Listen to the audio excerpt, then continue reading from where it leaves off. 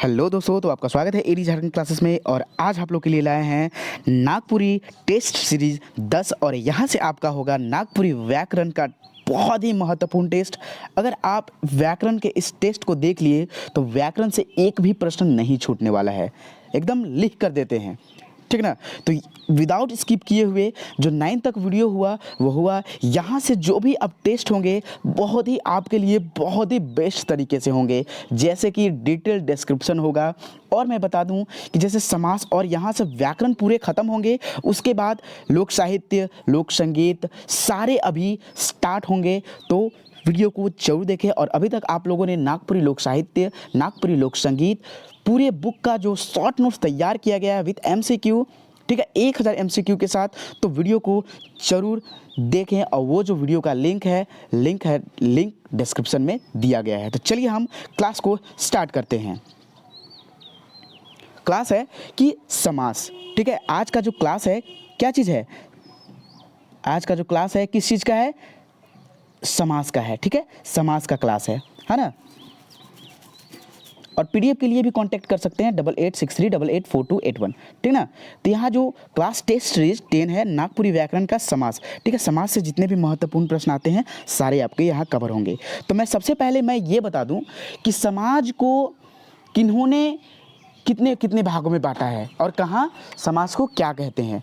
तो भाई मैं बता दूं कि समास को कहीं कहीं देता है 5, कहीं कहीं देता है कि समाज 6 प्रकार का होता है, कहीं कहीं 7, कहीं कहीं 8। तो भाई कन्फ्यूजन तो होगा ही। तो समास जो है 5 प्रकार का भी है, 6 प्रकार का भी होता है और 7 प्रकार का भी होता है और 8 प्रकार के भी होते हैं नागपुरी में।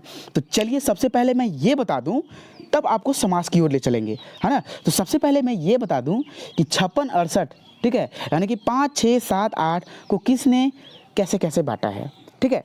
तो सबसे पहले मैं आपको ट्रिक से बता दूं कि देखिए क्या होता है। 5 कैसे लिखते हैं? 5 प से पीटर और प से 5, याद रहे, प से पीटर, प से 5, यानी कि पीटर शांति नौरंगी के द्वारा समाज को कितने भागों में बांटा गया है? पीटर शांति नौरंगी के द्वारा समाज को कितने भागों में बांटा गया है? 5 भागों में। याद रहे, पीटर शांति नौरंगी, प से पीटर और प से 5, याद रहा, ठीक है। अब देखिए नॉर्मल जो नागपुरी व्याकरण में होता है ना, सिंपल नागपुरी व्याकरण में, नागपुरी में समास को 6 भागों में बांटा गया है, ठीक है। सिर्फ नागपुरी में, नागपुरी व्याकरण में, इसमें कोई अति नहीं है। अब चलिए 7 भागों में किसको बांटा गया है, ठीक है। 7 भागों में किसने बांटा है? तो देखिए नागपुरी सदानी व्याकरण है, उसमें समास को 7 भाग में बांटा गया है। तो यहाँ देखिए नागपुरी सदानी, सदानी से सिर्फ आप याद कीजिएगा स से सदानी और स से 7, ठीक है। यानी कि नागपुरी सदानी व्याकरण में समास को कितने भागों में बांटा गया है? 7 भागों में। चलिए अब 8 भागों में कहाँ बांटा गया है? 8 भागों में तो ये जी पंडित योगेंद्र नाथ तिवारी के द्वारा समास को 8 भागों में बांटा गया है। तो चलिए मैं आपसे पूछ दूं कि 5 भागों में किसने बांटा है, ठीक है। 5 भागों में, चलिए आपके लिए क्वेश्चन है, 5 भागों में समास को किसने बांटा है? तो देखिए जल्दी कमेंट सेक्शन में आंसर आना चाहिए एकदम फट से।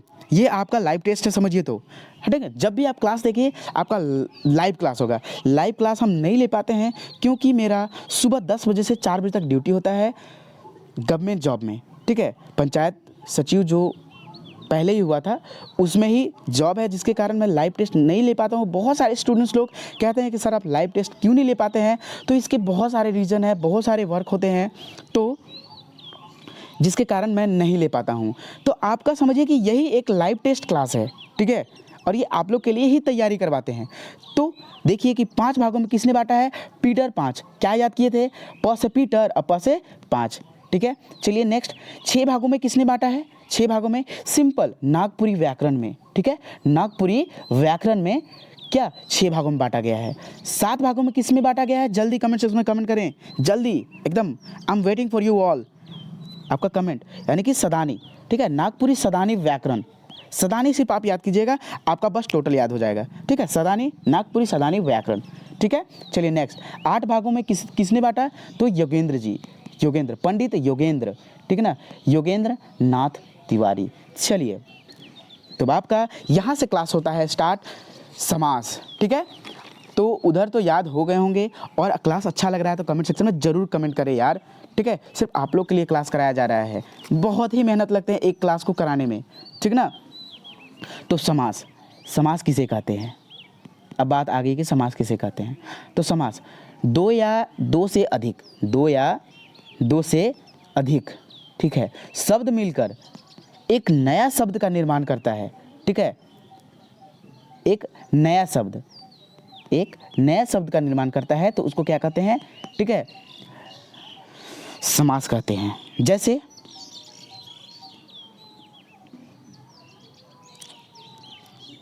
चार पैर वाला, ठीक है, अगर चार पैर वाला, चौर नहीं चार पैर वाला, तो इसको क्या बोले, चार गुड़वा, ठीक है।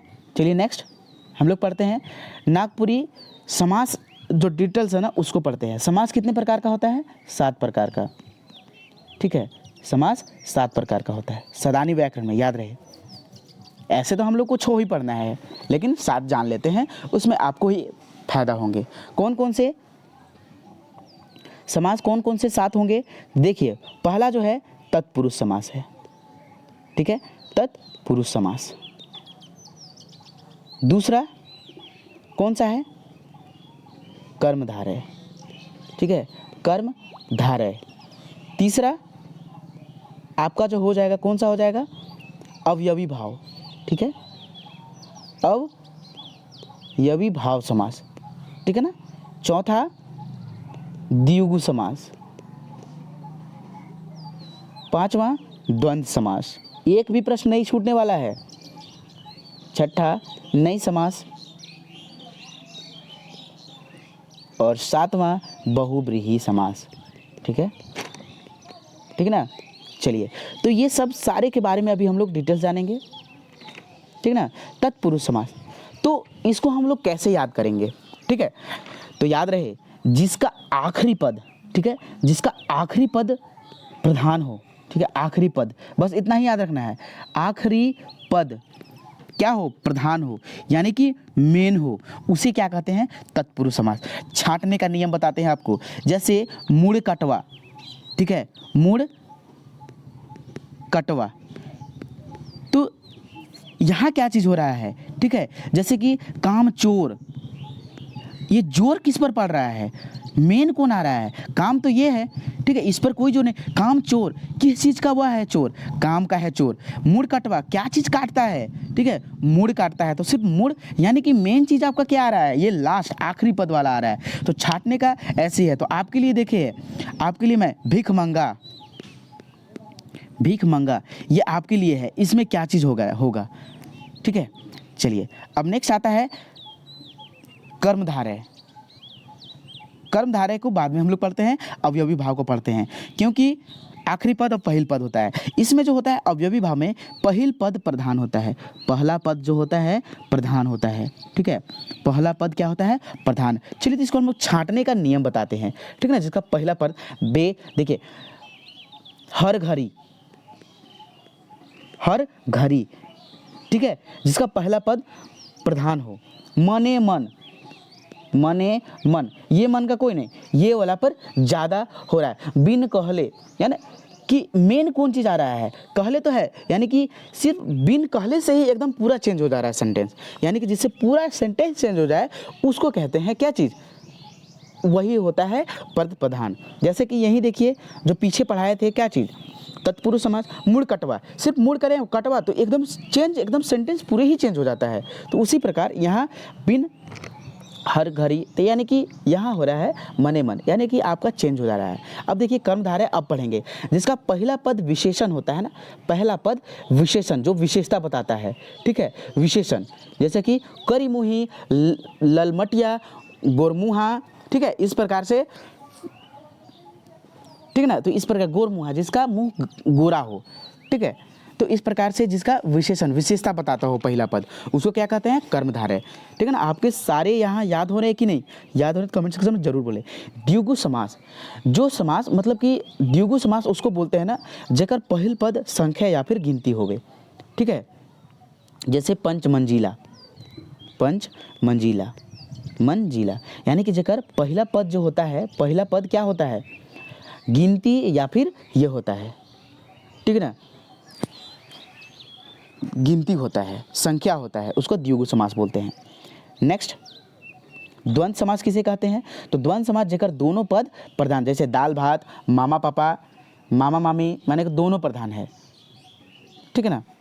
चलिए नेक्स्ट, नई समास, जेकर से निगेटिव कर अर्थ निकलेला, नकारात्मक कर अर्थ निकलेला, उके का कहल जाइला? नई समास कहल जाइला। जैसे कि बेजान, बेजान मतलब बिना जान का, निगेटिव यहाँ निकल रहा है। अनपढ़, एकदम बिना पढ़ा हुआ। बेफालतू, मतलब इस प्रकार के जितने सेंटेंस आएंगे नई समास में आएंगे। और बहुब्रीहि समास किसे कहते हैं? तो बहुब्रीहि समास जेकर अर्थ से नया शब्द कर मतलब प्रधान बन जाता है। जैसे कि हम लोग बचपन से ही पढ़ते आ रहे हैं कि नीलकंठ, लंबोदर, जेकर पेट लंबा हुए, गणेश जी, इस प्रकार से आए तो आप नहीं समझ जाएंगे क्या? समझ जाएंगे कि बहुब्रीहि समास है। तो दोस्तों ये आपका जो हुआ क्लास जो हुआ समास का टोटल, ठीक है, टोटल इंपॉर्टेंट जितने थे इसी से प्रश्न आते हैं, अदरवाइज इससे कहीं नहीं। देखिए आपसे पूछ सकता है क्या चीज़? मध्यलोपी समास, एक और समास है, आपको टोटल पढ़ा देंगे ताकि आपको कोई दिक्कत ना हो, ठीक है ना। आठवां जो है, आठवां कौन है? मध्यलोपी, जिसका बीच का ना लोप हो जाता है, बीच का पद छिप जाता है। जैसे कि दूध पुआ, ठीक है, दूध पुआ, दूध और पुआ होना चाहिए, लेकिन यहाँ और क्या छूट गया है, ठीक है ना। तो डायरेक्ट हम लोग क्या लिख दिए हैं? दूध पुआ। तो इस प्रकार से मध्यलोपी समास है। तो आपके यहाँ देखिए सारे क्लास को सिर्फ आपसे पूछ देगा कि बेलूरा कौन समास कर उदाहरण है के, बेलूरा जो है कौन समास कर उदाहरण है के, बेजान कौन समास कर उदाहरण है के। तो देखिए यहाँ नकारात्मक कर, बस इसी प्रकार से प्रश्न पूछेंगे और कुछ नहीं है। आपको एग्जाम्पल पूरे एकदम जोर से पढ़ लेना है। और आप अगर व्याकरण पढ़ रहे हैं तो मैं आपको एकदम नोट करके लिख लीजिएगा कि टेस्ट सीरीज जो हो रहा है, आप व्याकरण जो पढ़ेंगे सिर्फ वीरेंद्र कुमार महतो का ही पढ़ेंगे, अदरवाइज किसी का व्याकरण नहीं पढ़ेंगे, ठीक है, क्योंकि यहीं से आपका प्रश्न उठता है, यहीं से प्रश्न आता है। तो धन्यवाद वॉचिंग फॉर दिस वीडियो। और फिर से मैं बता दूं कि CGL का प्रिपरेशन यहाँ पूरा कराया गया है नागपुरी का, और JPSC लेवल का जो है आपका यहाँ जैसे नागपुरी व्याकरण, ठीक है, JPSC का व्याकरण लोक साहित्य, इससे बेस्ट आपको कहीं नहीं मिलेगा JPSC के लिए, इस चैनल से बेस्ट। और लोक संगीत, ठीक है, लोक संगीत इस चैनल से बेस्ट कहीं नहीं मिलने वाला है। और इसका बुक भी छपने वाला है, जैसे कि मैं छपने के लिए दिया हूँ, है ना, लेकिन वो 1 महीना का टाइम लिए हैं। अब 1 महीना उनका कब तक होता है आई डोंट नो, लेकिन वो बोले हैं कि सर आपका जल्द ही बुक आ जाएगा। और ये जो बुक होगा नागपुरी लोक संगीत, है ना, नागपुरी लोक साहित्य, देखिए नागपुरी लोक साहित्य और नागपुरी लोक साहित्य, ठीक है, लोक संगीत और बहुत सारे सेट्स होंगे MCQ, और इन दोनों का MCQ। और ये बुक पढ़ने के बाद आपको दोनों बुक खरीदने की ज़रूरत नहीं पड़ेगा, एक भी पॉइंट्स को छोड़ा नहीं गया है, एकदम बेस्ट तरीके से तैयार किया गया है आपके लिए, एकदम बेस्ट। सभी को भारी लगता होगा लोक साहित्य पढ़ने के लिए, ठीक है। तो ये दोनों बुक कंबाइंड बुक आ रहा है, इसके साथ आपके जैसे कि नागपुरी कवि मिलेंगे, इसी में नागपुरी कवि का पूरा MCQ मिलेगा, ठीक है, बहुत सारे सेट्स मिलेंगे। और आपके है वन लाइनर, जो जैसे कि व्याकरण का वन लाइनर मिलेगा, बहुत सारे व्याकरण का। तो इसमें होगा आपका 2500 से 3000 क्वेश्चंस, ठीक है, ये दोनों तो रहेंगे ही, आपके 2500 से 3000 क्वेश्चंस भी रहेंगे। तो आपका ये बुक जो होने वाला है बहुत ही बेहतरीन बुक होने वाला है नागपुरी का, तो अवश्य देखें, अवश्य खरीदें, ठीक है। धन्यवाद वॉचिंग फॉर दिस वीडियो।